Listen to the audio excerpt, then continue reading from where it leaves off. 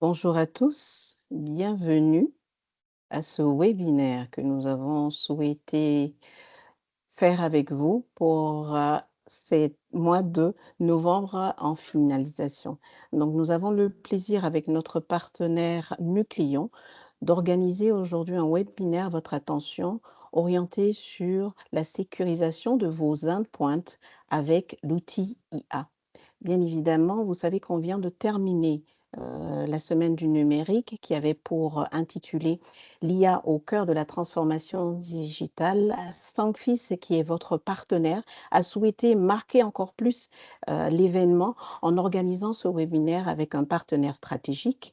Je rappelle que Sankfis, c'est un groupe basé dans 8 pays de la sous-région et qui souhaite devenir un acteur majeur dans le domaine de l'électronique et de la défense, de la sécurité, de l'aéronautique civile, l'identité et numérique et aussi la cybersécurité, donc principal élément de notre échange de ce jour, en alliant tout ce qui est performance pour accompagner les entreprises avec des technologies innovantes.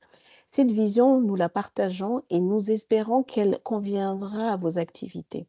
Aujourd'hui, toute performance ne peut nier la présence de l'IA. Et pour ce faire, comme nous avons la possibilité d'associer ceci pour permettre de mettre en place des mécanismes prépondérants, nous allons œuvrer pour accompagner nos partenaires.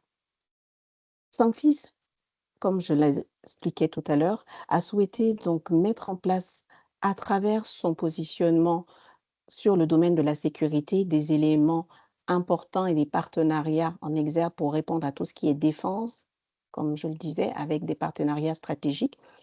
Sur la partie aéronautique civile, nous avons des technologies radars avec lesquelles nous pouvons vous accompagner et également des équipements d'aide à la navigation.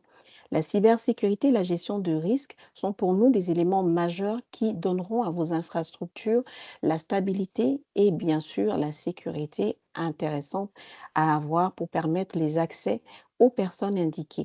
Donc nous reviendrons tout à l'heure là-dessus. Pour le volet services d'identité numérique et biométrie, bien évidemment, nous avons différents types d'applications que nous proposons, que ce soit dans le domaine bancaire, que dans le domaine, je vais dire, de l'assurance, mais également pour les différents services sociaux. L'implémentation de différentes solutions de type SAP appliquées aux entreprises et également dans notre cœur de métier. Et bien évidemment, pour ceux qui nous ont connus sous je dirais, le cœur de métier initial qui était celui des télécoms, nous maintenons ce positionnement avec notre expertise de plus de 20 ans pour vous accompagner sur les différentes solutions. Aujourd'hui, en termes de transformation, Sankfis va aller donc sur 6 cœurs de métier pour vous offrir les opportunités nécessaires pour l'opérationnel. Ce sera donc les télécoms, l'infrastructure et tout ce qui est système d'intégration. Il y a également le volet qui se rajoute, qui est celui de la cybersécurité. La partie radiocommunication vient en tremplin pour pouvoir meubler tout ce qui est environnement spécifique et critique sous un volet de communication différent. Ainsi, ce que nous apportons va permettre aux entreprises aujourd'hui sur la partie radiocommunication d'étendre leur couverture réseau en termes d'échanges structurels. Pour la partie identité et biométrie, je l'avais expliqué avec des services spécifiques tout à l'heure. Nous aurons l'occasion de revenir dans un prochain webinaire sur les types de solutions proposées. Et comme le contexte s'y prête, la partie sécurité, sûreté et défense est un pôle qui a été créé dernièrement pour pouvoir répondre en fait aux préoccupations de notre domaine et de notre environnement direct. Je vais sur ce passer à la présentation des différents intervenants de ce webinaire. Nous aurons de l'équipe de Sankfis, Pascal Badeau, responsable du pôle cybersécurité. Pascal, est-ce que tu es en ligne? Oui, je suis en ligne. Bonjour à tout le monde. D'accord, on t'entend. Bonjour Pascal. Mohamed Zaïd Alouli, qui est le représentant de Nucléon et qui est Solution Engineer. Mohamed, Oui, bonjour tout le monde. Bonjour. d'accord. Je rappelle que la présente session est enregistrée et que nous pourrons vous faire parvenir à la suite du webinaire le lien pour ceux qui n'auraient pas pu participer dès le début. N'hésitez pas, il y a une séance donc d'abord de placement du contexte de l'échange du webinaire du jour. Ensuite, une série de questions, bien évidemment, sera permise pour que nos experts en ligne puissent répondre à vos questions. Sur ce, je vais prier Pascal de pouvoir nous expliquer le contexte de sécurisation de nos endpoints, en fait, avec l'IA. Quel est aujourd'hui, je vais dire, l'état des lieux?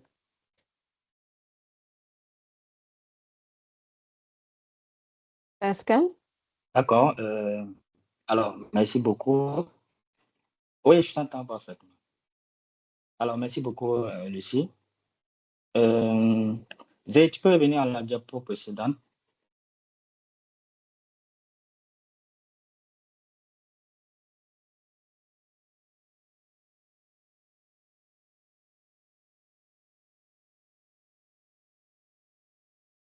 Merci pour ton introduction. On va parcourir en fait le webinaire à travers ce contenu assez diversifié qui va se marquer par le premier point, par les menaces cyber croissantes en Afrique de l'Ouest. Nous allons aborder en fait les différentes menaces, quelles sont les menaces, quelle est la cible aujourd'hui sur ces différentes menaces. Et on va apprendre aussi ce que représente en fait l'entreprise, le client, aussi ses partenaires. Et on va discuter des règles zéro trust de la solution du client. Par la suite, nous allons en fait aller pratiquement en fait sur la démo de la solution EDR pour nous permettre en fait de mieux comprendre ce que fait la solution à travers en fait l'intelligence artificielle et une nouvelle solution aussi de dernière génération qui est la solution nucléaire malpropre. Et enfin, une démo pratique avec une présentation en direct qui va permettre en fait aux différents participants de mieux comprendre, de mieux appréhender en fait la solution.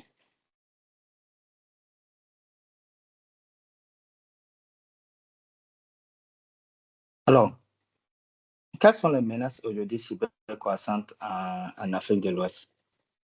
Une étude a montré qu'aujourd'hui, l'Afrique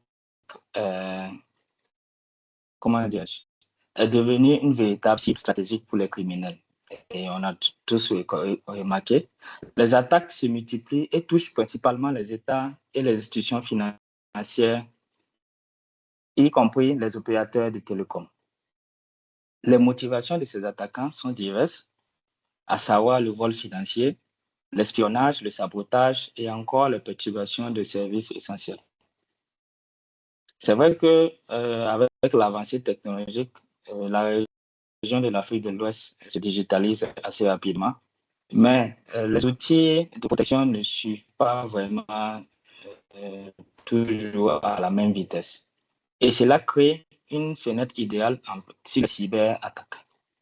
Un deuxième point, concernant en fait les cibles aujourd'hui, les groupes malveillants ne se limitent pas aux entreprises classiques en quelque sorte. Actuellement, ce que les attaquants visent, ce sont les systèmes critiques, les services publics, vous avez remarqué, les entités numériques, les plateformes mobiles, les infrastructures télécom. Et ce changement montre un niveau de sophistication plus élevé, car le fait de toucher un service public ou un réseau mobile, par exemple, c'est impacter des millions de personnes en même temps. Et c'est dans ce sens que la sécurité des services, des systèmes critiques doit donc devenir une priorité organisationnelle. C'est le troisième volet. On apprend ici que les ransomware et l'ingénierie sociale sont aujourd'hui les deux menaces les plus dangereuses pour nos organisations. Et les ransomware peuvent paralyser une institution en quelques minutes. Tandis que l'ingénierie sociale, que nous connaissons bien, exploite la vulnérabilité humaine, souvent la plus faible du système. Le constat malheureux ici est que 9 attaques sur 10 commencent par un simple clic. Sur un lien frauduleux ou un mail en fait de façon suspecte. Cela montre que la technologie en elle-même ne suffit pas. Il faut aborder avec des solutions intelligentes capables de détecter et stopper les comportements suspects avant qu'ils ne deviennent des incidents majeurs. Et dans le dernier point, comme statistique, on apprend que la région de l'Afrique de l'Ouest fait face à une explosion de la fraude financière numérique, avec plus de 40% d'augmentation ces dernières années. Ça comprend en fait le mobile money, le e-banking, les paiements en ligne. C'est autant de services pratiques, mais qui deviennent des terrains de jeu pour les criminels, en quelque sorte. La digitalisation aussi, aujourd'hui, rapide de nos systèmes financiers, ça crée en fait un écart entre innovation et protection. Et cet écart-là est systématiquement exploité. D'où nous avons l'importance d'adopter des mécanismes de sécurité modernes, d'automatisation et d'adaptatif. Et pour compter sur ce diapo, et face à cette montée en puissance des menaces de notre région, qui est l'Afrique de l'Ouest, il est clair que les approches traditionnelles ne suffisent plus. Il nous faut des solutions capables ici d'anticiper, de détecter et de répondre automatiquement aux attaques, même les plus sophistiquées. C'est précisément ce qu'on propose sur la solution que vous allez aborder sur la suite de la présentation. C'est une technologie idéale Zero Trust que nous allons découvrir ensemble. Je vais passer la main à Zed pour nous expliquer pour la présentation de l'entreprise de façon globale. Merci Zed. Donc, merci, Monsieur Pascal, pour votre présentation. Donc, moi, maintenant, je vais présenter Nucléon, expliquer pourquoi Nucléon vient pour répondre à ces menaces, pour répondre à ces défis aujourd'hui de cybersécurité en Afrique et dans le monde, en fait. Donc, d'abord, on va commencer de parler, de présenter la société en général. Donc, Nucléon a été fondé en 2019. On a plus de 30 partenaires et plus que 100 clients sur 4 continents, notamment l'Europe, l'Afrique, l'Amérique du Nord et l'Asie. Euh, on a les produits on a un EDR, on a Malprop qui est un moteur d'analyse powered par Léa. On a l'XDR, on a ScoreX et aussi on a le service MDR qui vous permet de manager votre sécurité EDR. Donc ici sont quelques référents européens. L'un de nos clients européens, on a Fortiche, qui sont des créateurs des films. Gaumont aussi, sont de domaine de cinéma. On a Numérien, Oryx, il y a Hôpitaux de Saint-Maurice, CSLH, Corbin, Animalis, etc. Voilà ici, c'est une base de clients africains. On a Coris Bank, Agma, Attijari Bank. On a Société nigérienne de banque, Anaden, Afrique Phare, MEDS, l'armée marocaine. On a la Direction générale de la sécurité des systèmes d'information. C'est c'est l'organisme qui contrôle la cybersécurité ici au Maroc. On a groupe Moujazine, etc. Donc ici, on a venu avec une approche très différente. On a intégré le Zero Trust et le Machine Learning dans notre cœur métier, dans notre cœur de notre solution de sécurité. Et je vous laisse avec Monsieur Pascal qui va vous expliquer c'est quoi le Zero Trust dans le contexte de nucléaire.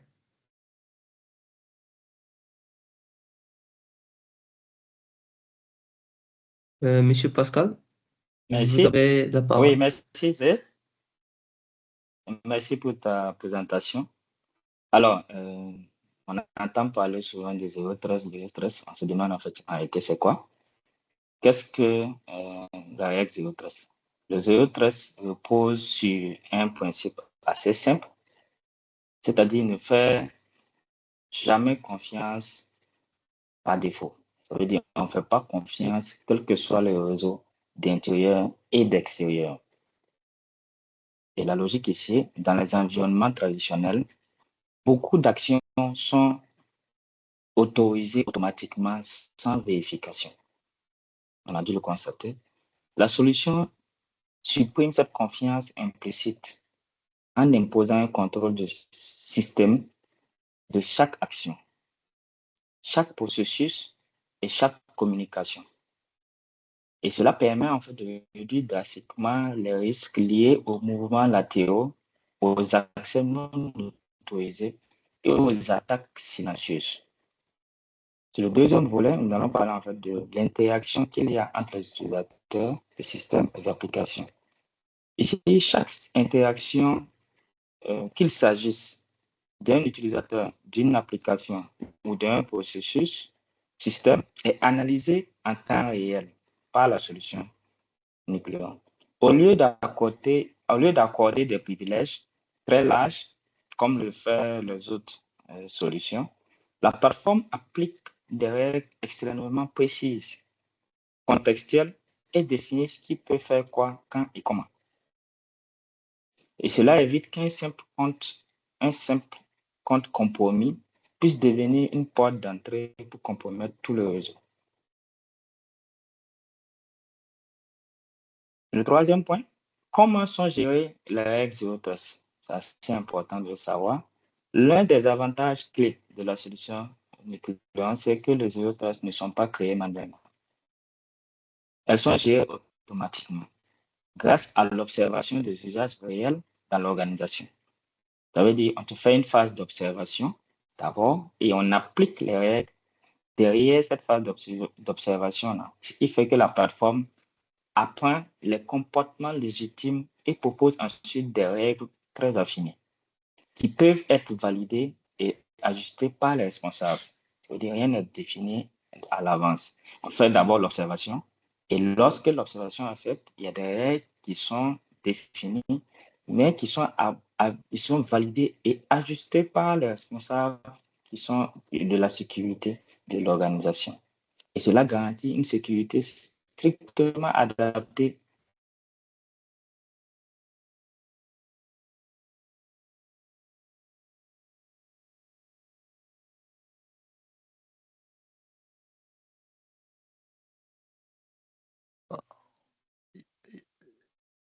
Yeah, I think Zaid, you can continue. Yeah, and then. Oui. Donc, ça propose On avait perdu à un moment donné. Yeah, Oui. yeah, it's back. Okay. OK.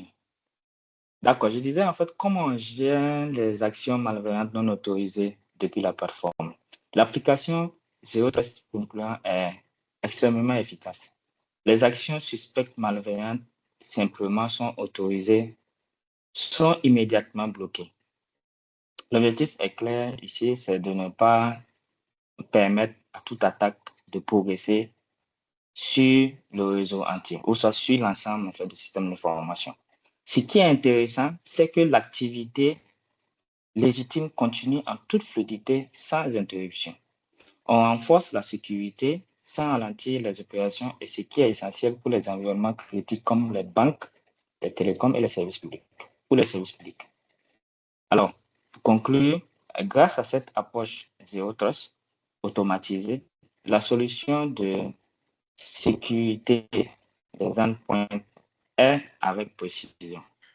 C'est une rupture avec les méthodes traditionnelles et c'est ce qui rend en fait, cette solution particulièrement performante grâce aux menaces modernes. Maintenant, voyons maintenant comment cette architecture se traduit pratiquement dans les environnements des organisations par la suite de la présentation que va vous faire Zaid Mohamed. Merci. Oui. Donc ici, pour ces règles zéro trust contextualisées, on a la notion du multicouche. Donc, parce que ici, avec les règles Zero Trust aujourd'hui, on peut contrôler tout accès au fichier, tout accès réseau, toute exécution des binaires, toute exécution des exécutables des fichiers et les accès interprocessus. Par exemple, on a ce cas, ce use case qui passe. Par exemple, ici, on a une règle qui dit, voilà, c'est juste qui passe et Explorer qui ont la possibilité de lire et écrire dans les fichiers, pardon, dans les fichiers qui passent. Et n'importe quel autre exécutable, un autre fichier qui essaie de écrire ou bien faire des lectures des fichiers qui passent va être bloqué. Ici, il nous donne un contrôle complet sur nos contrôles de sécurité qu'on veut appliquer. Par exemple, ici, dans ce cas, s'il y a par exemple un malware qui essaie de extracter la base de données de KeePass ou bien l'importer vers un serveur de remote control, ça va être bloqué. Pourquoi? Parce qu'on n'a pas de règles zéro trace qui autorisent ce comportement. On a juste le comportement zéro trusté de KeePass qui est autorisé avec les règles zéro trust. Et comme j'ai dit, il vous donne un contrôle complet. Donc, lorsque on installe l'agent dans les machines, il commence de faire le learning et créer ces règles zéro trace automatiquement en se basant sur l'utilisation des machines. Donc, on commence par le learning, on commence par l'apprentissage du comportement des machines et on protège ce comportement.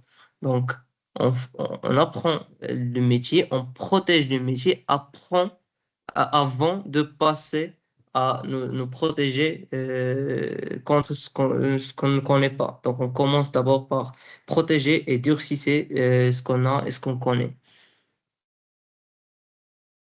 Juste pour vous donner un rappel, vous pouvez, si vous voulez, si vous avez des questions, vous pouvez lever la main, on va vous donner la parole. Donc, ici, on a Nucléon EDR.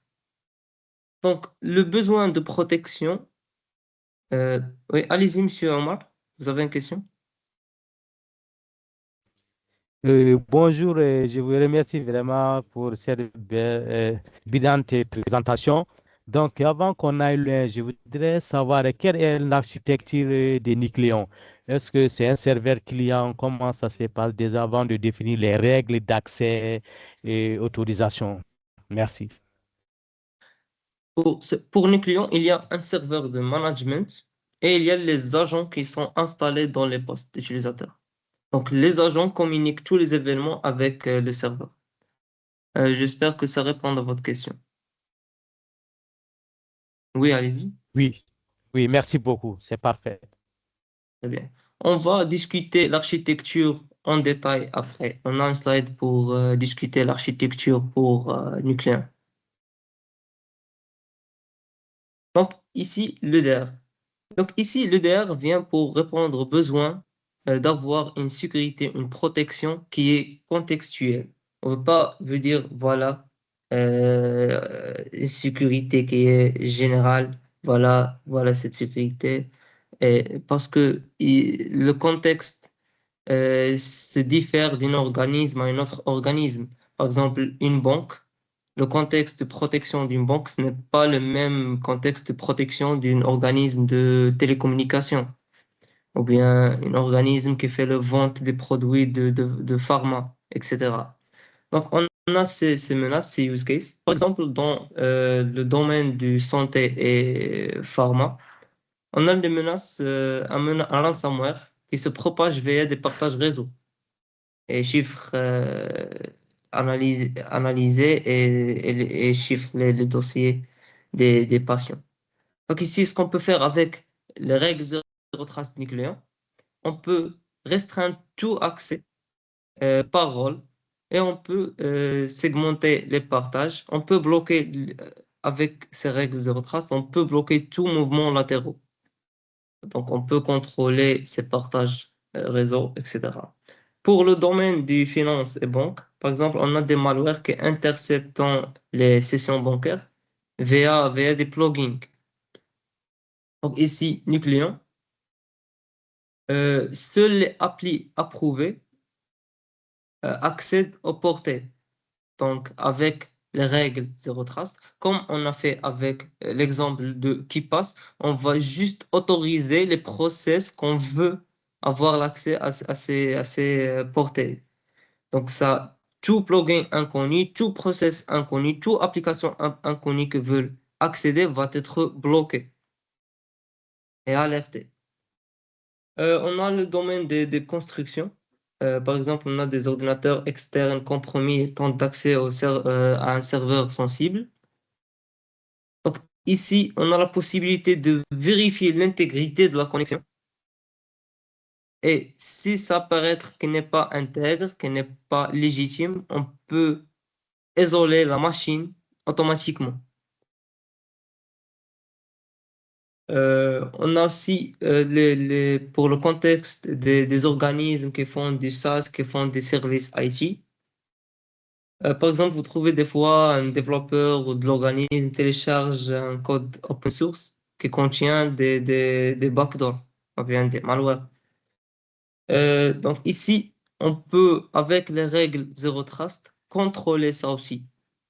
On peut dire, par exemple, seules les versions signées d'un pipeline qui peuvent être exécutées. Et n'importe quel autre process, ça va être bloqué automatiquement par le DER et ça va remonter une alerte aux admins de sécurité. Donc ici, on a déjà parlé de learning, d'apprentissage.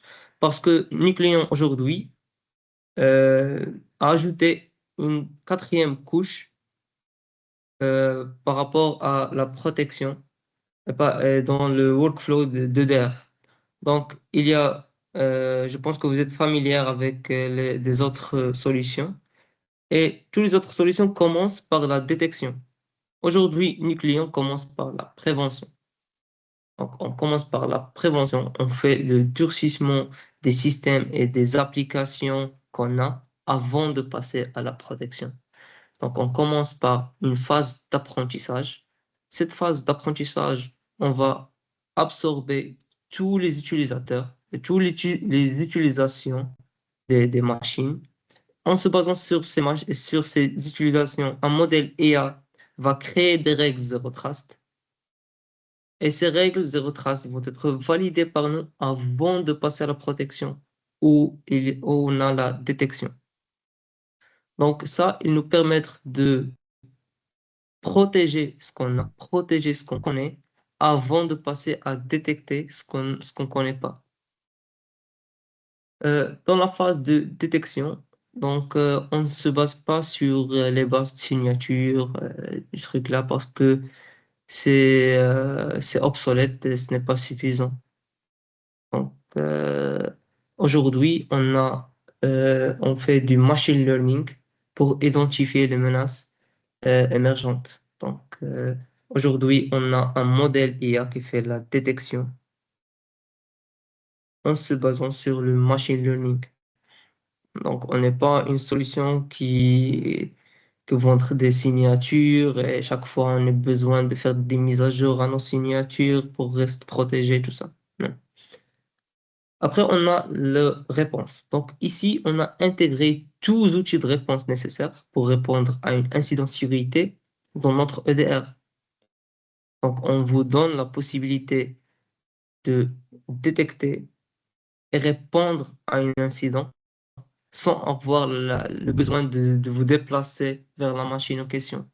Vous pouvez faire toute action de réponse remote depuis l'interface d'administration de l'EDR. Et on va couvrir ça dans un démo. Aussi, on a la partie remédiation. Donc aussi, avec notre EDR, on a la possibilité de faire des remédiations ou de faire des rollbacks. Donc, si vous avez, par exemple, laisse dire, on a un taux de détection qui est très élevé, on est dans 98%, mais on va parler de 2%. Si jamais on n'a pas détecté, par exemple, un ransomware et qui a pu crypter nos données. Avec l'option de remédiation, on peut, avec une seule clic, dans 2 minutes, rollbacker tous nos fichiers. Et ça aussi, c'est très important parce que le rollback, Nucleon va pas créer des nouveaux snapshots des machines parce que ça va juste consommer d'espace. Donc, ce qu'il fait Nucleon lorsqu'il est installé dans la machine, il commence à protéger les process par défaut du snapshot du Windows. Donc, il les isole, il les protège, il les contrôle. Donc, c'est seuls nos clients qui peuvent les accéder, c'est seuls nos clients qui peuvent les manager. Et vous pouvez aussi, avec la solution du client, créer des snapshots, avoir la liste des snapshots, supprimer des snapshots, etc. Donc ici, cette option nous donne la possibilité de retour à un état de résilience après une attaque. Et statistiquement, on n'a jamais utilisé cette option pour faire une remédiation après une attaque. Parce qu'on n'a jamais fait les dans la partie détection ou bien dans la partie contrôle avec Zero Trust. Donc généralement, on utilise cette option si c'est juste un client qui a perdu un fichier ou bien des trucs comme ça pour faire le retour et rollbacker le fichier en question. Aussi, c'est bien de noter que aujourd'hui, notre EDR intègre avec plus de 200 API. Si je me rappelle bien, c'est 222 API qui offrent une connectivité large entre n'importe quel outil vous avez. Donc, si vous voulez automatiser un workflow avec plus qu'une seule solution, vous pouvez aussi intégrer notre EDR avec les API. Donc, ça, vous pouvez donner la possibilité d'avoir une protection unifiée. Donc, ici, pour la partie prévention. Donc, d'abord, on installe les agents. Et pour l'installation des agents, ça peut être automatisé par des outils de bulk installation, notamment l'AT, PCExec, ou bien n'importe quel autre outil. Après l'installation, l'agent ne fait rien. Il juste écoute. Il absorbe l'usage. Donc, après l'installation, les agents absorbent tout l'usage du poste ou bien tout l'usage d'un serveur. Dans cette partie, les agents communiquent ces usages au serveur. Donc, ici, le serveur fait quoi? Il fait la création des règles Zero Trust. Donc, en analysant l'usage, l'agent génère automatiquement des règles de protection. Après, on vient et on applique ces règles de protection. Donc, une fois les règles de protection sont validées avec les responsables de sécurité des clients, les règles sont appliquées pour sécuriser l'environnement. Et aujourd'hui, statistiquement, avec cette partie de prévention, de chaque 3 intégrations faites, on trouve des attaques déjà en cours. Donc ici, pour la partie détection. Donc, pour la partie détection, on a 2 modes de détection. On a la détection par le machine learning. On a aussi les corrélations de la détection en se basant sur les règles Zero Trust. Donc ici, le problème, c'est que les outils traditionnels reposent juste sur les signatures statiques. Et on a un grand taux des malwares de 2025 qui sont modifiés pour contourner ces signatures. Donc, ils vont juste contourner cette mesure de protection. Après aussi, on a les risques émergents. Donc, malwares, par exemple, qui sont générés par l'IA. Donc, ils sont des zero day. Et aujourd'hui, statistiquement, on a des zero day chaque 3 jours. Donc, qui fait un contournement total des solutions classiques. Aujourd'hui, nous, avec notre moteur d'apprentissage et corrélation,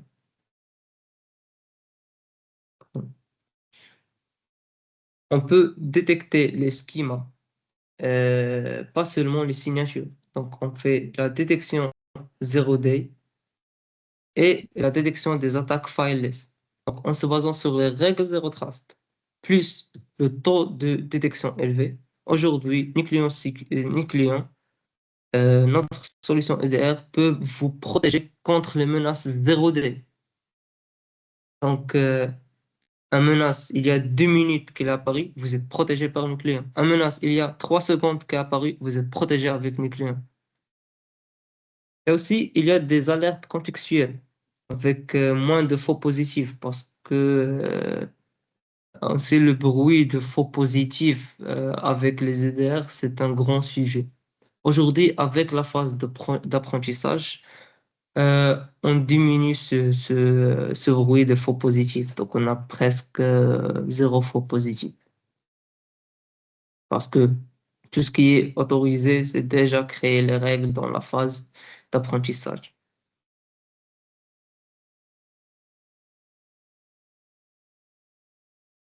Donc, ici, pour la partie réponse. Donc, depuis l'apparition d'une faille à l'action. Donc, selon IBM, la durée moyenne d'une violence, c'est 241 jours. Donc, aussi, IBM dit que les brèches sous 200 jours coûtent 3,2 millions de dollars, de moins que les plus lentes. Donc, aussi, on a des statistiques qui disent que 32% des vulnérabilités exploitées en cette année, en 2025, étant de 0D. Donc, la vitesse à répondre est très essentielle. La vitesse à détecter est très essentielle. Donc, ici, Nucléon vous donne la possibilité d'automatiser ou bien d'isoler les appareils, de stopper le processus, de restaurer vos données en minutes, non pas en mois, non pas en semaines, non pas à des jours. On parle de 2 minutes en average. Donc, aussi, on a le deep login et une visibilité totale. Donc, avec Nucléon, avec le DR Nucléon aujourd'hui, vous avez une visibilité totale sur toutes les actions, sur tous les événements dans vos machines. Donc, parce que ici, on a dit 45 jusqu'à 55% de l'activité des endpoints n'apparaît jamais dans les logs des CM. Et ça, c'est une étude par Gartner. Euh, Notamment, Nucléon enregistre 100% des événements des endpoints dans une base de données très structurée et sécurisée, bien sûr. Ça vous permettre de faire des analyses approfondies et d'avoir une traçabilité de chaque exécution, une traçabilité de chaque processus, de chaque connexion, etc.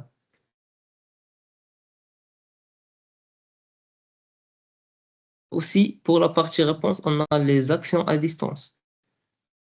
Donc, ici, on sait que plus que 50% du temps d'un SOC analyste aujourd'hui est perdu dans des tâches manuelles. Donc, ici, Nucléon, pour répondre à ce défi, il a automatisé tous les playbooks. Donc, tous les playbooks de quarantine, de correction, de restauration, vous pouvez l'automatiser avec Nucléon. Aussi, on a la possibilité d'exécuter instantanément sur un ou des milliers d'endpoints. Donc, par exemple, si vous avez un menace sur plus que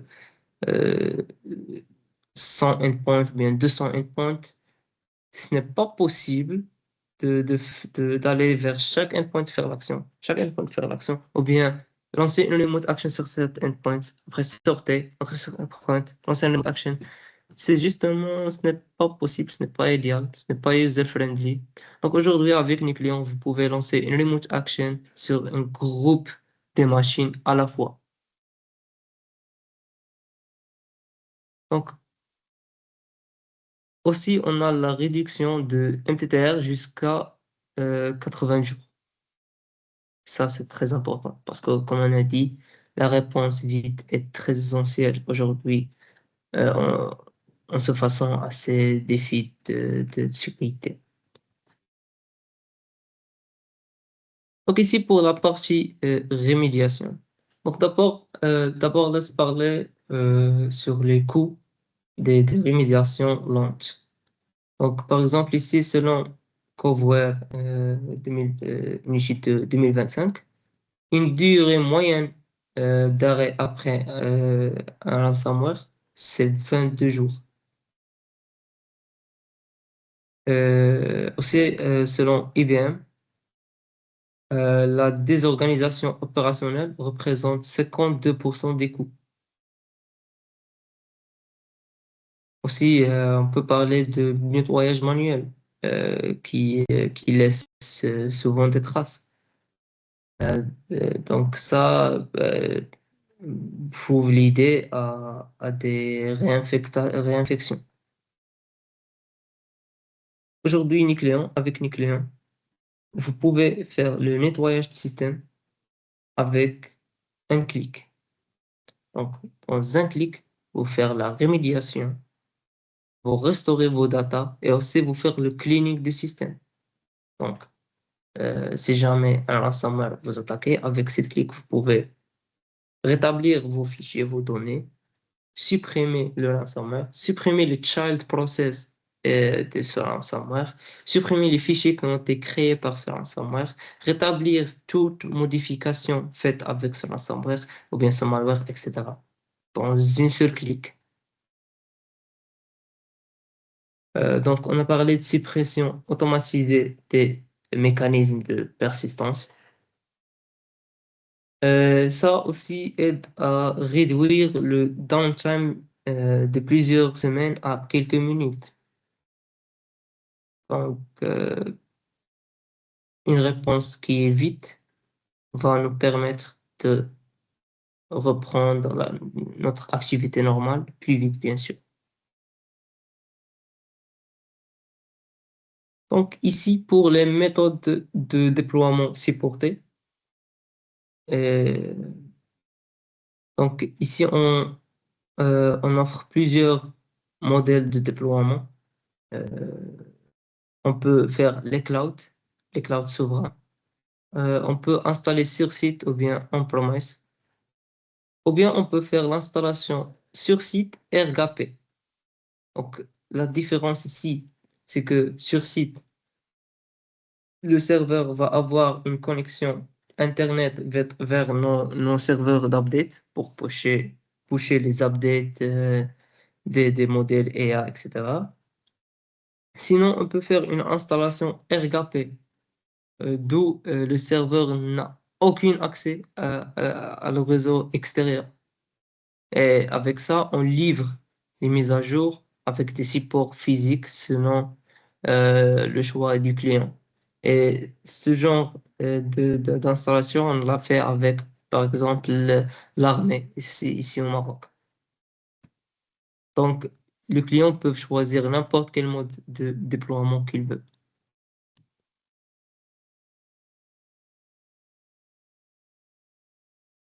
Donc, si c'est bon pour l'explication, on peut passer pour voir un petit démo. Mais d'abord, je veux bien poser la question, est-ce qu'il y a des questions par rapport à ce qu'on a vient de présenter?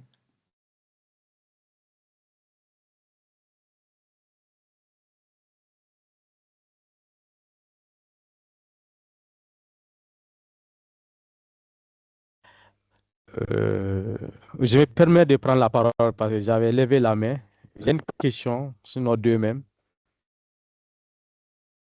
Oui, allez-y, bien sûr. Mohamed, oui. Donc, vous voyez que déjà l'intérêt que j'ai pour cette session-là, c'est pour cela que voilà, j'ai quelques questions pour mieux comprendre les clients parce que ça commence à me séduire, franchement.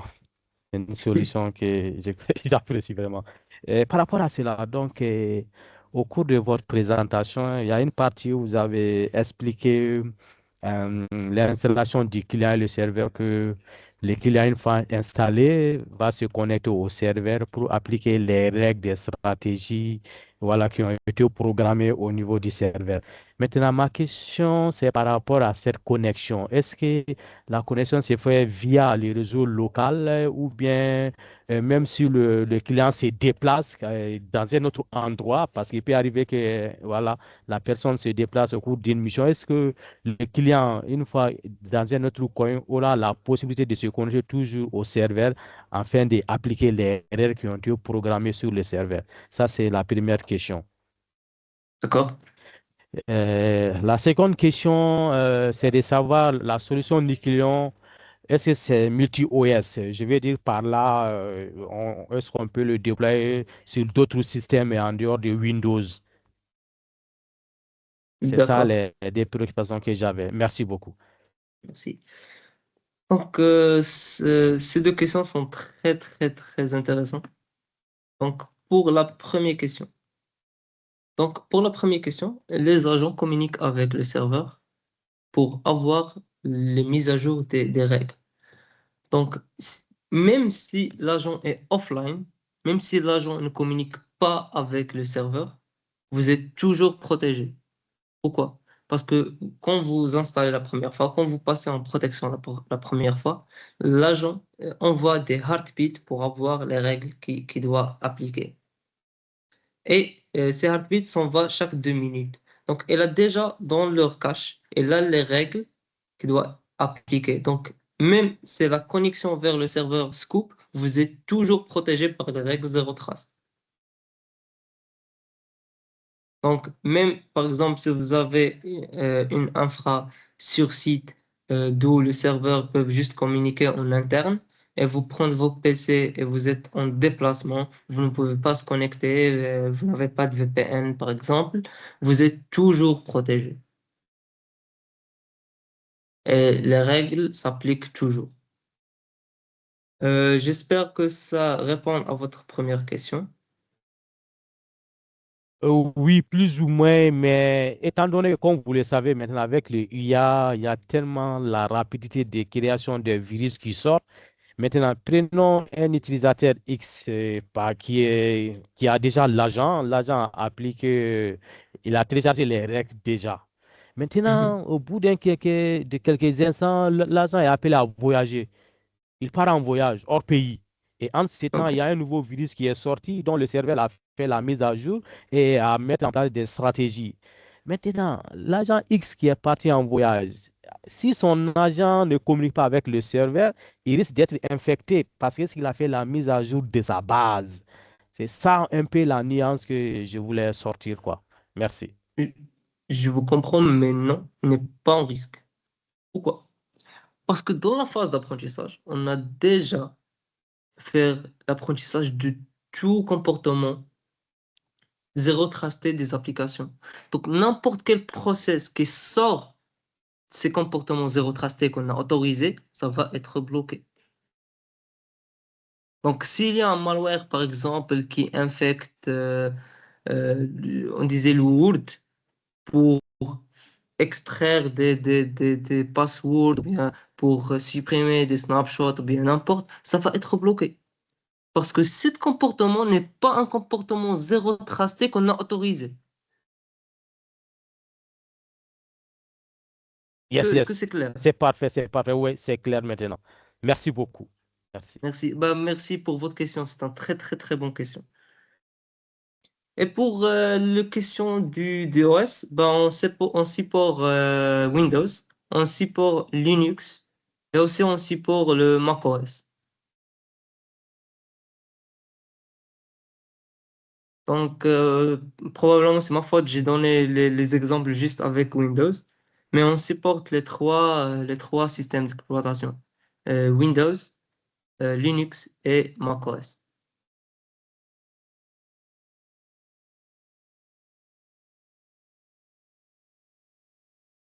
Donc, on peut maintenant passer aux démos.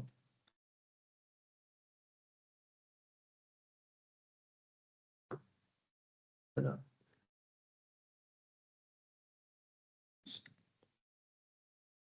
Donc, ici, on a la première interface du LDR, de l'EDR. Donc, ici, ce que je voulais que vous savoir, c'est notre solution supporte le multi-tenancy. Donc, vous pouvez avoir un seul serveur et plusieurs entités dans ce serveur. Par exemple, moi ici, j'ai ce serveur et il y a 3 entités séparées et 3 entités indépendantes. Donc, dans cette entité, il y a des règles, des policies, des trucs, et cette règle, il y a toutes différentes choses. Donc, ici, dans cette vue, vous pouvez avoir le nombre de vulnérabilités dans vos entités. Vous pouvez avoir le développement de niveau de sécurité de vos entités. Et ici, vous avez la visibilité sur vos entités. Si vous cliquez ici, elle vous donne un deuxième niveau de visibilité.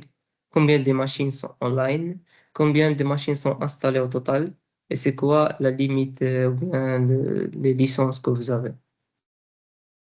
Ici, il vous donne une graphe sur les machines online. Vous avez une visibilité sur combien d'alertes il y a dans l'entité, combien d'événements et combien d'événements non trustés, ou bien weak signal. Aussi, il y a la possibilité de manager la licence depuis ici. Donc, Nucléen ou bien le partenaire vous prépare un fichier de licence et on l'upload ici pour vous donner vos licences pour que vous puissiez installer les machines. Donc, ici, on va entrer. Donc, ici, on a le overview. Dans cette overview, on a ici des cartes informatives. Par exemple, on a le niveau de sécurité avec des recommandations de comment augmenter ce niveau de sécurité. Par exemple, ici, je veux dire qu'il faut faire un update d'un OS, update de Microsoft Edge, etc.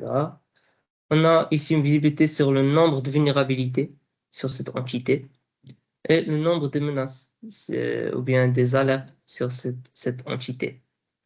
Et après, on a le multi-layer Zero Trust Graph. Donc ça, ce sont des règles non trustées, multi-layer.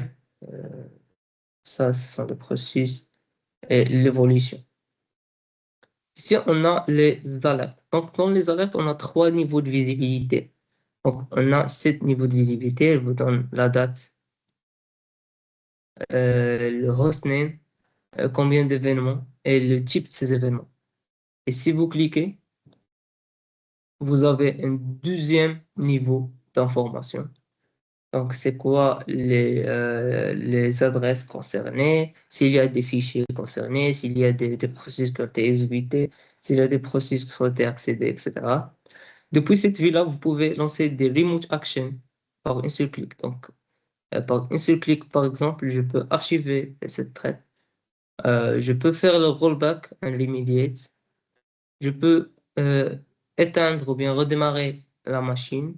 Je peux isoler la machine. Donc, depuis l'alerte, directement, je peux isoler la machine. Je peux tuer le process tree, qui est le process. Donc, je vais tuer le process qui a fait l'action et les child process de ce process-là. Et les process enfants de ce process. Je peux voir l'analyse des reports. Donc, s'il y a un fichier qui a été analysé, je peux voir le rapport. S'il y a des communications, je peux voir un live map de cette communication. Donc, aussi, pour un troisième niveau de visibilité, vous pouvez cliquer sur Related Events et voir les événements exacts. Vous pouvez cliquer sur l'événement pour voir le host, le user, l'IP, le temps, combien de fois l'événement, le type de l'événement, l'action qui a été faite. Est-ce que ça remonte une alerte ou pas? Vous pouvez voir le détail du process qui a fait l'action. Donc le PID, le PPID, le parent PID, le path du fichier, la signature, c'est jamais les signé. Vous pouvez voir est-ce que c'est local. Donc ici, il y a 3 types. Il y a local, depuis un partage réseau, ou bien share, ou bien depuis une removable, ou bien d'une clé USB. Donc, par exemple, ça, c'est un programme qui est installé en local dans la machine, la taille du process et les hashes du process, ainsi que les informations sur le target. Donc, ici, on a un domaine On a le port utilisé, l'adresse IP exacte. On a la destination, donc c'est Belgium-Bruxelles. On a le type de protocole, est-ce que c'est un protocole TCP, UDP ou bien ICMP. On a le source, donc on a sorti avec cette adresse. On a le port du source. Et on a la localisation de destination exacte. Donc ici, il y a aussi des remote actions qu'on peut faire. On peut, par exemple, je viens ici et j'ai dit, bah, c'est juste Firefox qui a ouvert Instagram, ce n'est pas quelque chose de malveillant, je veux autoriser ça. Donc ici, je peux faire directement depuis le wizard. Et si je clique, je fais Allow et j'applique et ça va être autorisé en 2 clics. Donc je peux modifier, ajouter les règles simplement depuis une alerte elle-même. Ici, si je veux avoir c'est quoi la règle responsable de cette remontée, je peux cliquer sur Rule. Ah, euh, ma session a été terminée, pas de problème.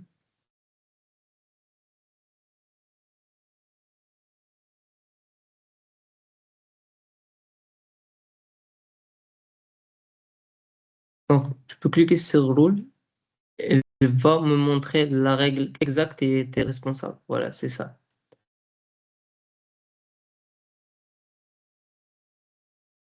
Ici, on a aussi une feature qui est additionnelle, c'est Atom AI. Et ce AI nous aidait à analyser les événements, à analyser les fichiers malveillants et il pouvait nous assister à créer des règles.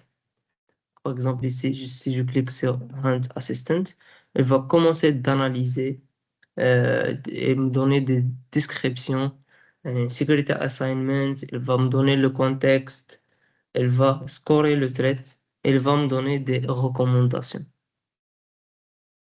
Donc, par exemple, ici, il m'a donné une description. Donc, event detail dans le timestamp, le type d'événement, le process, le target, ici l'action qui a été faite par le DER, le hosting, et il vous donne une explication, bien une description de l'événement. Par exemple, ici, il dit que l'événement involve une connectivité réseau vers un domaine externe par le process Firefox. Under the user Antoine, on the host Nucleon Zenbook. Après ici, il me scorait les IOC, donc il a trouvé 2 IOC. Ici, il a trouvé que ça, c'est clean, en 100% de confiance. Donc, le threat level est low, le type, ça le type de fichier, le type de process qui a fait l'action, les tags, la première fois qu'elle a été analysée, est-ce qu'il est signé ou pas, est-ce que les autres engines de détection la détectent comme malicieux ou bien suspicieux? Non. Et aussi, il vous donne une summary qui est intelligente, qui est plus technique. Donc voilà ici le threat score avec une explication pourquoi ce threat score et des recommandations. Donc pour l'instant, puisque ce n'est pas une action qui est malveillante, il n'a pas donné des actions immédiates à faire, bien des actions à long terme à faire. Et pour les mesures préventives, il dit qu'on peut maintenir la posture de sécurité actuelle.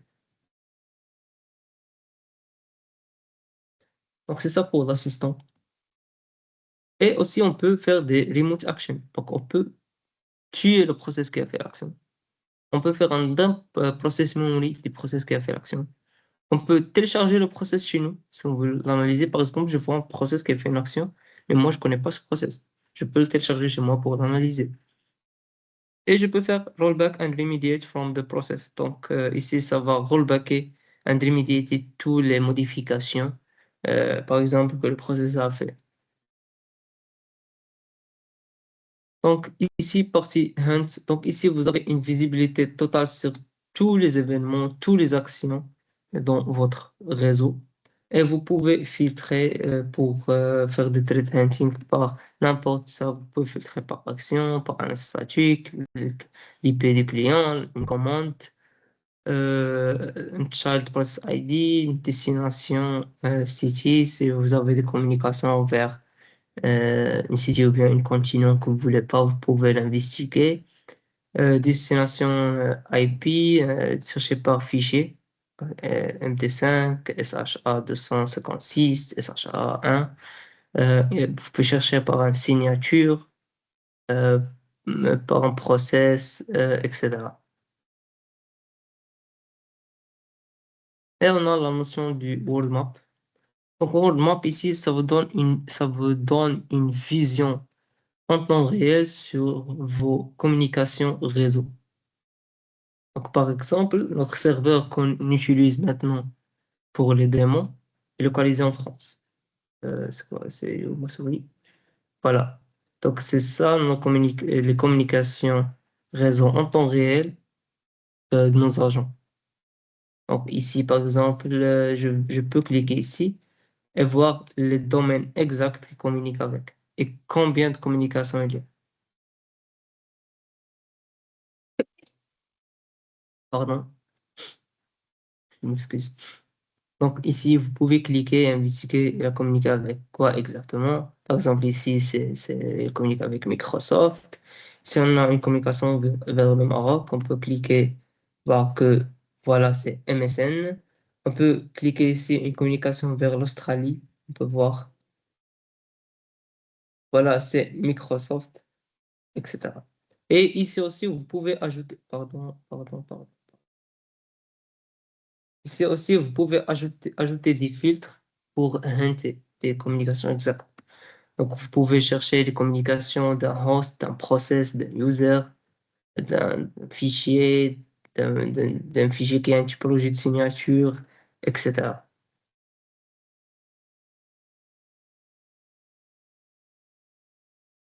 Et on a la partie policy. Donc, ça, c'est très, très important. Donc, aujourd'hui, lorsqu'on dit qu'on a une solution qui peut faire une protection contextualisée, on parle pas juste de, voilà, faire l'apprentissage. Vous savez maintenant c'est quoi nos applications métiers. Vous l'autorisez à, voilà, ça, c'est ça, une sécurité contextualisée. Non, pas du tout. Parce que aujourd'hui, euh, les organismes ont plus qu'une seule équipe, bien sûr. Par exemple, il y a des organismes où il y a une équipe data, une équipe développeur, une équipe sécurité, une équipe de commerce, etc. Vous ne pouvez pas accorder un seul profil de sécurité pour tous ces utilisateurs. Parce qu'on sait bien aujourd'hui que les outils qu'on utilise, nous, comme des spécialistes en sécurité, ce n'est pas les mêmes outils qu'utilisent les commerciaux, ce n'est pas les mêmes outils qu'utilise un CEO, ce n'est pas les mêmes outils qu'utilise un développeur, etc. Donc ici, avec la notion de policy, on peut diviser ces populations d'utilisateurs.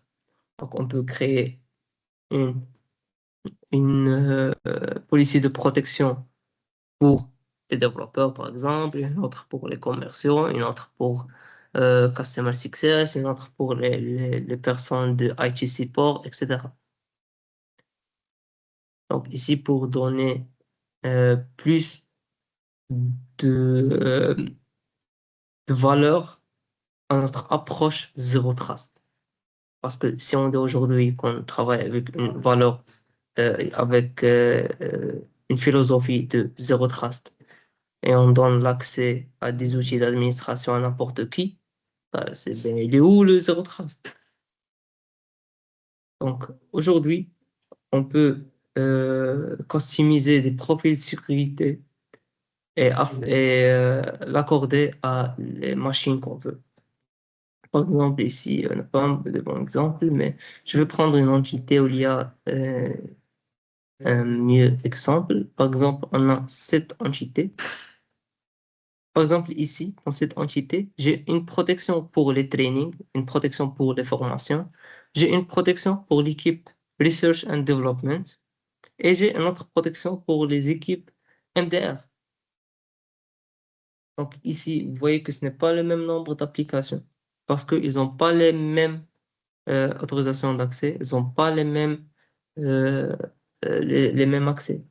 Ici, par exemple, for Research and Development, ils ont la possibilité d'utiliser ce groupe d'applications. L'MDR ont la possibilité de matcher avec ce groupe d'applications selon leur contexte métier. Donc, on peut accorder la protection selon le contexte métier de chaque population d'utilisateurs.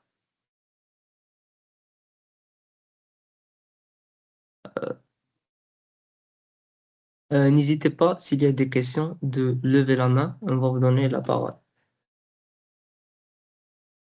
Lorsqu'on commence ici, dans les politiques de protection, on a aussi des settings qu'on peut paramétrer, ou bien des paramètres. En fait, je n'ai pas mentionné,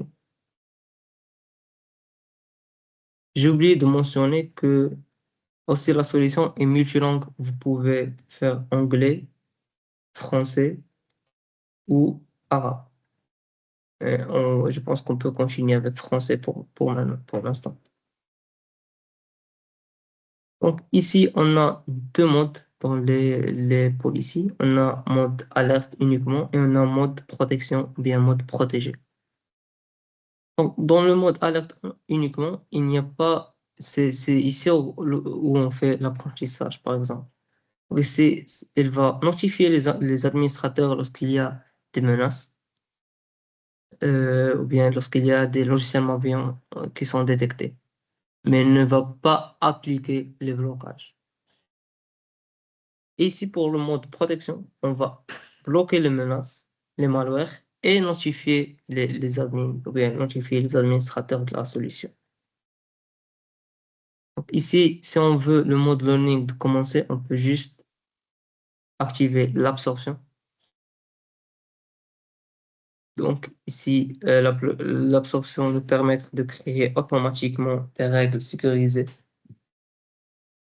en se basant sur les comportements détectés par les agents, bien sûr, comme on a expliqué avant.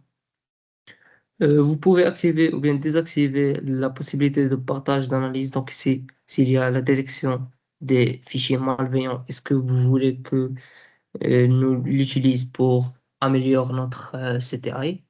Vous pouvez le désactiver, bien sûr. Donc, ici, vous pouvez activer ou bien désactiver l'analyse intelligente. Donc, on a l'analyse. On sait bien c'est quoi l'analyse. Oui, bien sûr. Allez-y, monsieur Omar.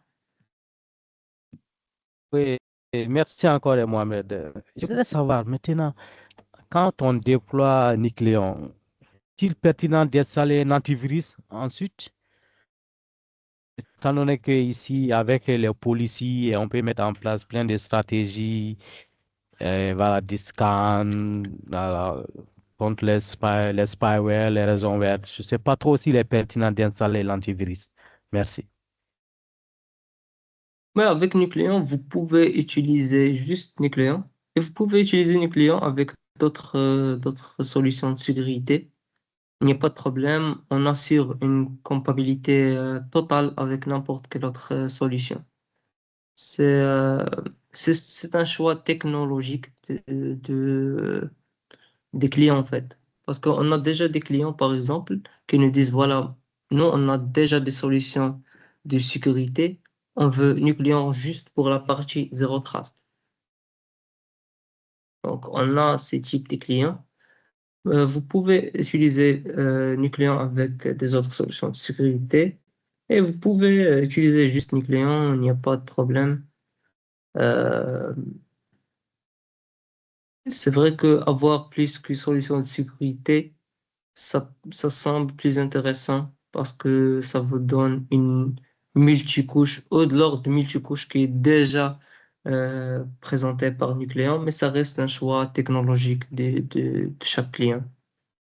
Monsieur Omar, juste si vous pouvez me confirmer, est-ce que ça répond à votre question ou pas? Oui, c'est parfait, mais à partir de là, donc, je comprends quand on voulait opter pour la solution Niclion, donc par rapport à l'achat de la licence, on doit faire les choix selon nos besoins. Et j'imagine après, c'est cette partie-là que tu vas dire, l'achat, la Non, licence, oui. non, partie achat licence, c'est une autre chose parce que si vous avez de licence, vous pouvez installer. Si vous avez gardé votre antivirus, vous pouvez le garder, pas de problème. Ça présente, c'est juste si vous voulez le garder ou pas, ce n'est pas vraiment quelque chose qu'on discute quand même, parce que ce n'est pas un problème. C'est pas un problème d'avoir une autre solution de sécurité. Ça pose pas de problème de compatibilité, ça pose pas de problème technique, ça pose pas de problème de philosophie. Donc, on vous installe Nucléen, on vous donne Nucléen. Et c'est à vous à voir est-ce que vous voulez ajouter une autre solution ou bien c'est suffisant. Ou bien, c'est vraiment ça, ça revient à votre choix. Monsieur Pascal, depuis votre expertise, euh, est-ce que vous avez des autres inputs à part ce que j'ai mentionné maintenant concernant ce Non, point-là? pas, alors non, pas vraiment. Je pense que tout est déjà abordé, la partie absorption, la partie déclinaison, en fait, des différentes règles. Ce qu'il faut ajouter aussi, c'est que, en fait, tout est paramétrable par l'administrateur de sécurité. Ça veut dire que si vous avez une application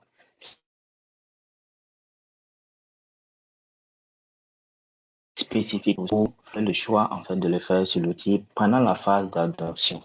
Et juste après la phase d'adoption, lorsque vous allez passer à la phase de protection, tout ce qui a été validé au cours de la phase d'adoption ne pourront pas être modifiés ou réadaptés. Il faut revenir encore faire en fait, une phase d'adoption pour réévaluer en fait toutes les applications qui ont été autorisées ou pas en fait, sur l'outil.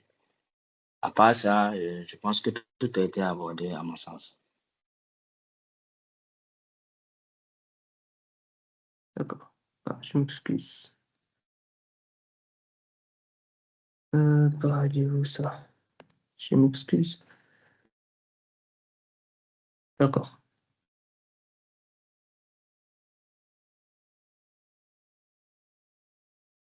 D'accord, donc on continue. Donc ici, on a aussi la possibilité de voir une analyse intelligente. Donc ça, c'est quoi? Donc on sait bien l'analyse des fichiers, c'est juste analyser un fichier, mais c'est quoi la notion d'intelligence ici? Donc ici, Nucléon, il va détecter lorsque la machine est idle. Donc il va détecter lorsque la machine n'utilise pas beaucoup de ressources, lorsque la machine elle est en veille. Et dans cette partie, il va commencer à analyser les fichiers dans la machine. Ça, c'est pour, euh, ça, c'est pour laisser la performance de la machine ne pas impacter la performance de la machine. Donc, il ne va pas, si vous travaillez sur quelque chose qui consomme trop de processing, trop de mémoire, il ne va pas venir et décider de commencer l'analyse là-bas et vous perturber et perturber la stabilité de votre travail. Il va juste attendre jusqu'à que la machine est en idle et elle va analyser tous les fichiers dans cette machine. Et ça, c'est-à-dire pas que si on essaie d'exécuter un fichier qui n'est pas analysé, ça va passer, non. Avant de l'exécution, il va être analysé avant d'être autorisé ou bien bloqué si c'est détecté malveillant. Donc ici, on peut aussi configurer ou bien configurer la notification utilisateur. Est-ce qu'on veut que l'utilisateur doit être notifié s'il y a des menaces identifiées sur leur machine?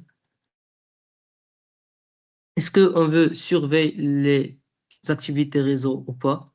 Donc, on peut surveiller les actions réseau ou bien on peut laisser cette partie des surveillances partie réseau à des autres sécurités de typologie, de typologie protection réseau.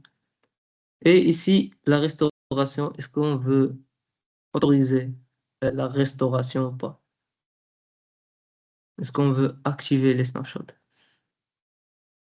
Ici, on a un snapshot tous les disques. Donc, est-ce que vous voulez qu'on fasse un snapshot de tous les disques de la machine ou bien un snapshot juste pour les disques système, ou bien C dans le cas de Windows. Après, on a la fréquence des snapshots.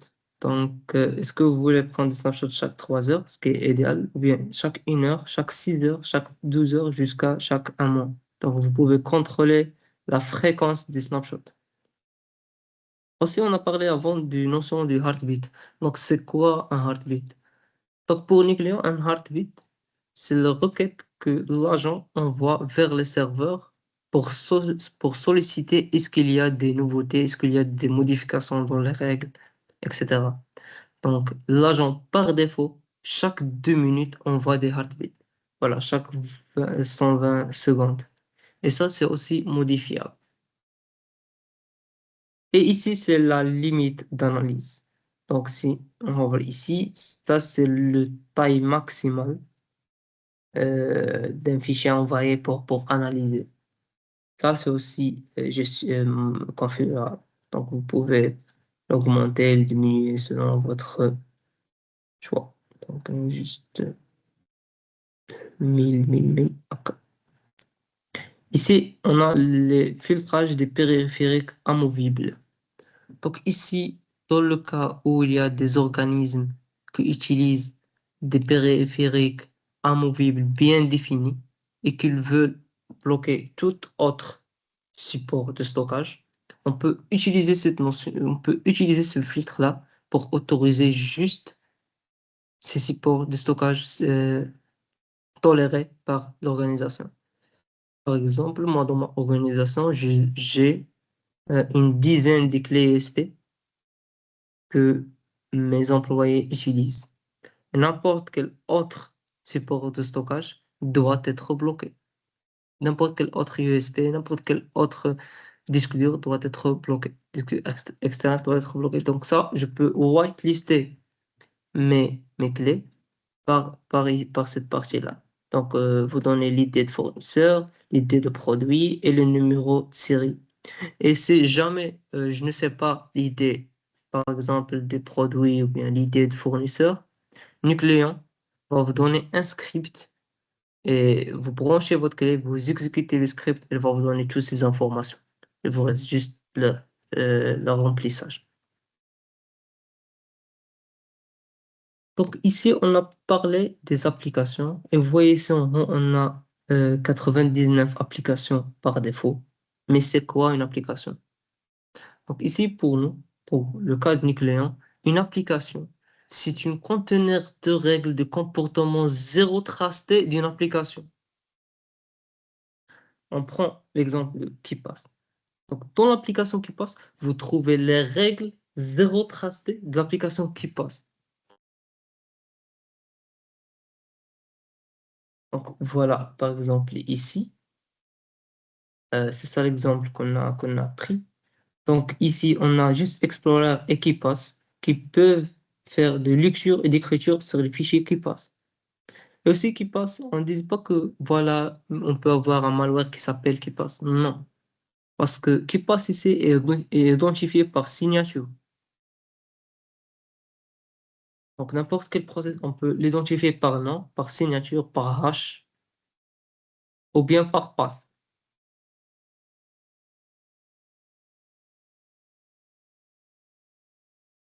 Ici, on a KeePass folder.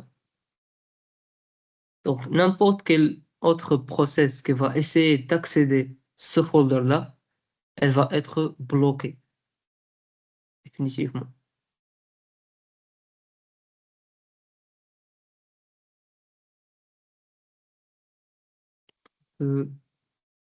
Là, pour cette partie,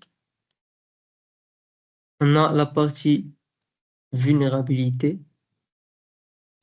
Donc ici, il vous donne une vue globale sur le niveau des vulnérabilités que vous avez. Ici, vous avez les vulnérabilités totales. Ici, vous avez les agents les plus vulnérables avec les nombres exacts et les taux de vulnérabilité. Ici, vous avez les programmes les plus vulnérables. On voit ici Mozilla qui est le plus vulnérable.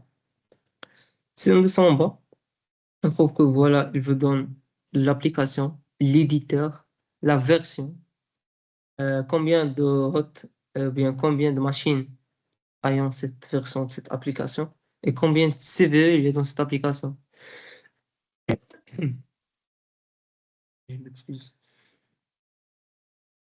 Par exemple, ici, on a Node.js. On a cette version 20.7.0 de Node.js qui a 11 vulnérabilités. Donc, on peut cliquer ici, avoir une visibilité sur ces vulnérabilités. Donc, on voit le hot infecté, exact. Et on peut voir les vulnérabilités, les CVE, le score de CVE. On peut avoir plus de détails sur ces CVE. Donc, ici, on a une petite description avec les détails techniques. Donc, c'est quoi le vecteur d'exploitation? C'est vulnérabilité. Est-ce que ça nécessite une authentification? Est-ce que c'est complexe à exploiter? Ici, on a low, donc ce n'est pas complexe à exploiter. Ici, est-ce que ça touche ou bien ça impacte la confidentialité? C'est quoi l'impact sur la confidentialité, l'intégrité et la disponibilité? Donc ici, on a un impact qui est high. Donc ça, c'est une vulnérabilité critique. On prend un deuxième niveau de vulnérabilité, une high par exemple ici. Donc ici, on a une description de vulnérabilité, le vecteur, la notification, la complexité et aussi l'impact sur la confidentialité, l'intégrité ainsi que la disponibilité. Ce qu'on peut faire, c'est on veut voir plus de détails, on peut cliquer sur ce lien, il va nous prendre sur la page officielle de NIST NVD.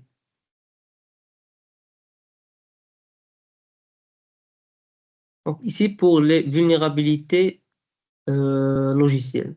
On a aussi une deuxième partie pour les patchs système manquants, ce qu'on considère aussi des vulnérabilités, quoi. Donc ici, il vous donne les machines infectées, il vous donne le titre, il vous donne le KB exact avec une description. Et ici, vous pouvez cliquer ici pour aller vers la page officielle, voir la documentation officielle.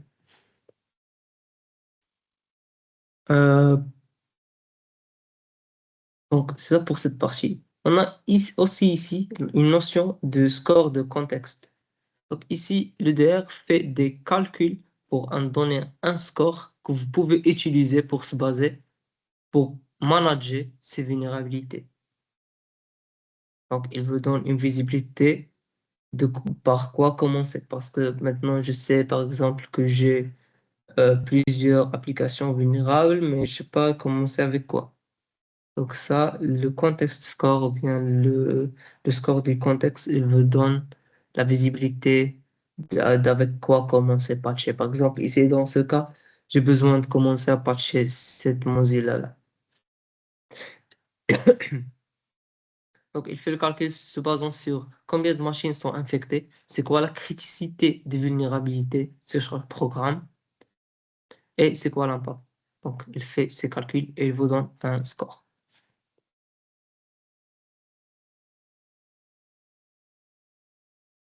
Donc, j'espère que c'est bon, clair pour vous.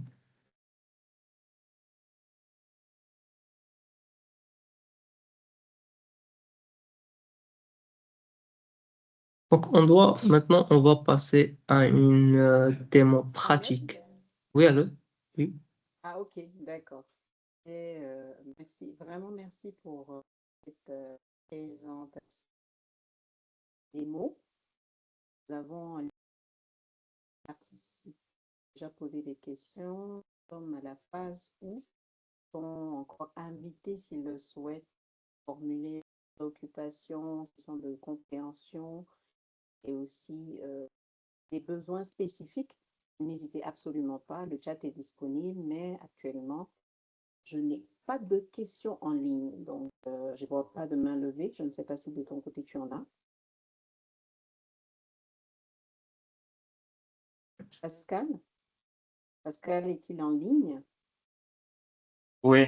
Non, il n'y a pas de main D'accord, levée. Je ok. pense que Pas de main c'est levée. clair. Donc, je suppose que tout est assez clair.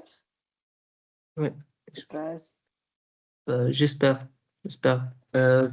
J'invite encore les participants à n'hésitez pas. N'importe quelle question, vous pouvez la poser. On est ici pour répondre à vos questions. Vous êtes invités à poser vos questions.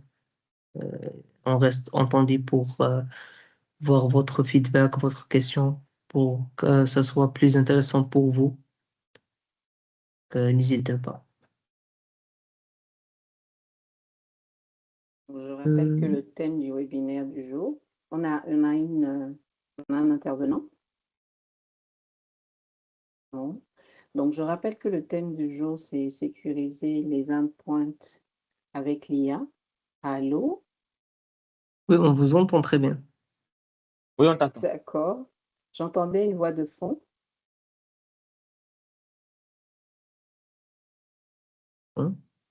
D'accord. Donc, je rappelle rapidement le thème, c'est sécuriser vos endpoints avec l'IA en partenariat avec nos clients aujourd'hui sur ce thème qui couvre la cybersécurité.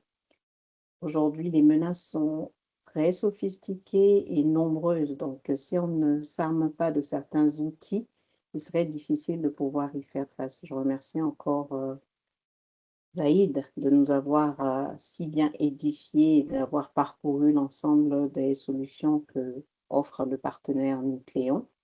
Donc, l'approche Zero Trust est aujourd'hui un modèle incontournable. Donc, l'équipe de Saint-Fils et de Nucléon sont disponibles pour recueillir vos questions, préoccupations hors de cette session. N'hésitez absolument pas à nous contacter. Les numéros vous seront transmis dans les mails de remerciement. Zaïd, un dernier mot? Oui. Donc, je vais juste maintenant passer, je vais faire des démos plus techniques. On va exécuter un ransomware ensemble et on va voir nos capacités de réponse. Parce qu'on a parlé beaucoup de, voilà, dans la possibilité de remédier, etc., mais on veut voir ça en pratique. D'accord, ok. On peut aller sur ça. Pascal, on va poursuivre avec la démo du ransomware. S'il y a des questions, j'invite les participants à ne pas du tout hésiter et à nous les communiquer, à lever juste la main pour qu'on puisse leur permettre d'intervenir. Exactement. Ça marche.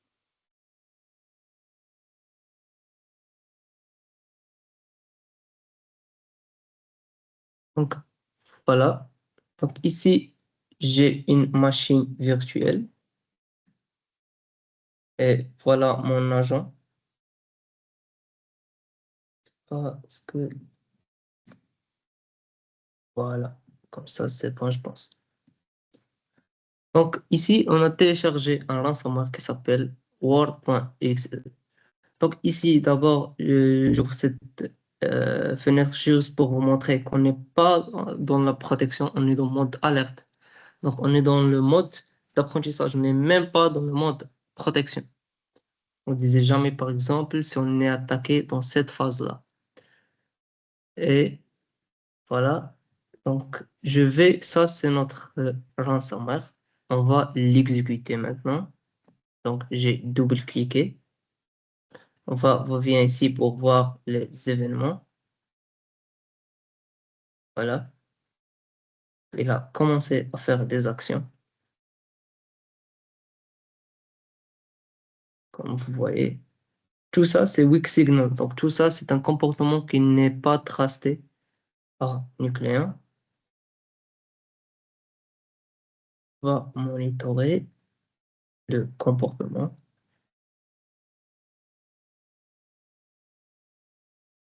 D'accord. Voilà, je pense qu'il a exécuté un autre fichier malveillant qui s'appelle Microsoft.exe. C'est Microsoft-là a commencé d'ouvrir des process système.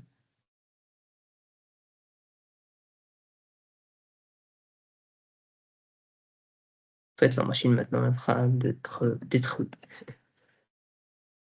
Actualisée. Travailler.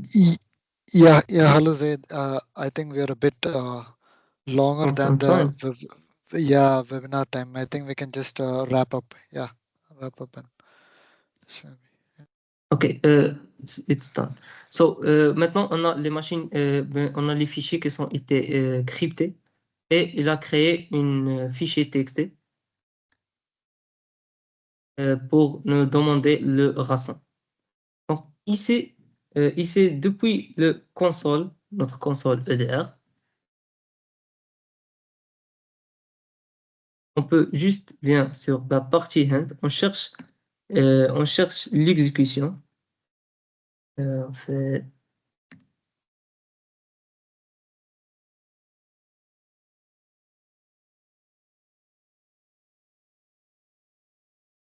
voilà, c'est ça. On peut depuis ici faire une remédiation. Donc, puis ici, on fait une action de rollback from target. Donc, ça, on va faire une action à distance pour rollbacker les fichiers qui ont été créés.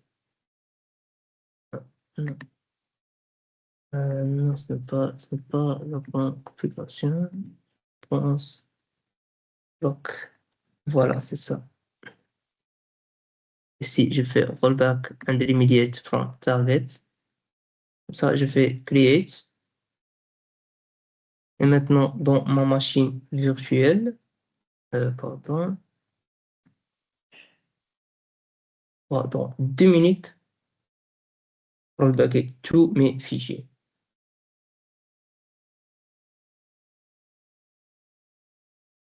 Donc voilà, tous mes fichiers sont rollbackés et je peux les accéder encore une fois. Donc c'est ça pour cette partie. Et aussi pour notre capacité de détection qu'on a parlé, c'est utilisable depuis le web et aussi par API en utilisant notre solution Malprop. Donc Malprop, c'est le moteur d'analyse de Nucleon Sécurité. Donc on a chaque jour 500 000 nouveaux malwares. Donc en répondant à ces problèmes, on a développé Malprop qui utilise le machine learning pour analyser les fichiers et détecter les comportements malveillants. Donc, ça, il nous donne la possibilité de détecter les 0D et mener en furtif et ignorer les outils de signature qui ont obsolètes. Et aussi, il vous donne des résultats instantanés depuis l'application web ou bien par API. Donc, c'est tout. C'est ça les fichiers supportés par Malprop. On va vous laisser un datasheet de Malprop et de l'EDR dans les mails de remerciement pour avoir plus d'informations. Malprop, c'est intégré par API avec, si vous voulez automatiser vos opérations SOC, c'est intégré avec SIEM, avec SOAR, avec d'autres genres d'applications. Vous pouvez développer votre propre application qui utilise l'API Malprop pour analyser les trucs. Par exemple, nous, on a développé une plugin web qui analyse les attachements qui viennent par mail, par l'API de Malprop.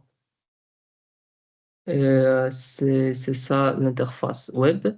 Et l'intégration API, c'est facilité avec une documentation qui est très claire. Et bien sûr, le support client dans n'importe quelle intégration de la solution. Donc, j'essaie d'aller vite parce qu'on n'a pas assez de temps. Donc, on fait une petite démo pour Malprop. Ça ne va pas prendre plus que 5 minutes. Donc, ici, on a Malware Bazar. C'est une base de données des chercheurs de sécurité qui envoient les dernières malwares ici. Donc, on va réfléchir. Par exemple, on prend un malware, on prend ça. Ça fait 30 minutes à peu près qu'elle a été apparaître. Donc, c'est un nouveau malware. On clique. Donc, ici, vous donne plus d'informations. le pays d'origine, etc. Ici, vous avez les solutions de sécurité. Et aussi, on a un client qui est détecté comme suspicieux. Donc ça, si elle était détectée dans le DER, ça va être bloqué. Donc on voit une comparaison. Donc on fait une... Pardon. On fait juste une benchmarking pour voir les autres solutions, est-ce qu'elles ont détecté ou pas.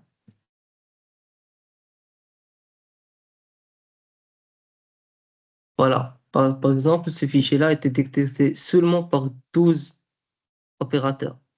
Donc, si par exemple vous utilisez Fortinet ou bien Bitdefender, euh, Panda, EZ, ClaimAve, Trend Micro, Tetris, Trend Micro House Call, et vous avez ce fichier dans votre réseau,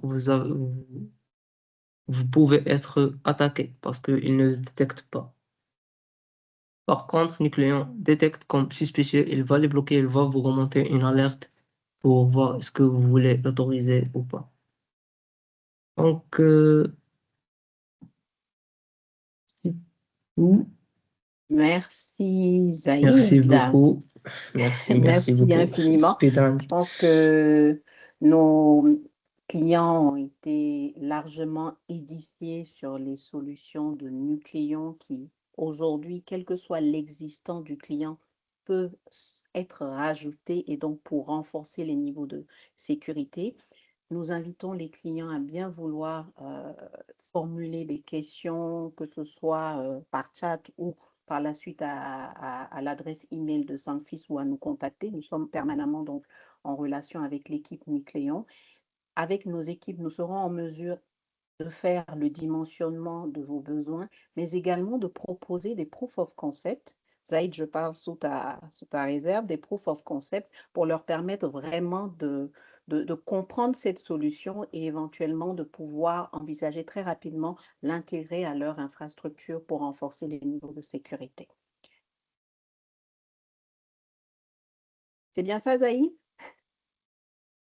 Oui, exactement. Voilà, d'accord. Exactement. Donc, un dernier mot, Zaïd, avant qu'on ne puisse clore cette session. Oui, donc d'abord, merci. Merci tout le monde pour vous avez investi le temps aujourd'hui avec nous. Merci beaucoup. On espère que ça a été intéressant pour vous. Bien sûr, on va vous envoyer des emails avec des datasheets de chaque solution pour avoir les détails chez vous si vous avez missé une partie. Si vous avez des questions, n'hésitez pas à nous envoyer des emails ou bien à nous contacter directement. On reste toujours disponible 24 heures sur 4, 7 jours sur 7. Voilà, pour tout feedback, on a envoyé les emails dans le chat. Donc, n'hésitez pas. Merci beaucoup pour votre temps. Et j'espère que ça a été intéressant. Vous avez aujourd'hui satisfait votre besoin pour votre investissement du temps ici. Donc, Merci, Zaïd. merci. Alors, Pascal, un dernier mot? ah oui, bien sûr. OK. Merci aux différents participants qui ont accordé leur temps à cette présentation. On espère bien que cela a suscité de l'intérêt et que ça a été bien compris. Toute chose, nous restons en fait disponibles vraiment pour les questions, les plus amples informations complémentaires à donner pour comprendre mieux la solution. Je voulais appuyer en fait sur la présentation que, en principe, pour les différentes structures qui souhaitent en fait connaître mieux en fait la solution Nucléon, ils peuvent proposer en fait ils peuvent nous adresser en fait une requête pour un POC. Voilà, on pourra les mettre à disposition en fait un dispositif qui va leur permettre de mieux comprendre la solution et de mieux appréhender en fait la solution. Je peux dire en fait que la solution permet d'avoir un POC, la structure pourra faire en fait un POC pour mieux cerner en fait les contours de la solution en quelque sorte. Donc, je voulais terminer pour dire merci à tout le monde, à Zaid et à Yaba aussi. Donc, Madame Bado, je vous laisse la main pour le mot de fin. D'accord. Vraiment, merci à tous nos participants de nous réitérer leur confiance en participant à nos webinaires. Aujourd'hui, c'était sur la cybersécurité avec le partenaire Nucléon. Nous n'hésiterons pas vraiment à répondre à leurs sollicitations s'ils nous les adressent. Pour le POC, en l'occurrence, tu en as parlé, ou mieux comprendre d'autres types de solutions sur nos divers métiers. J'annonce juste en clôture que pour le mois de décembre, la deuxième semaine, nous leur reviendrons avec un thème qui sera sur la VSAT, domaine de télécom. Restez à l'écoute et merci encore d'être avec nous. Bonne suite à tous. Merci. Merci.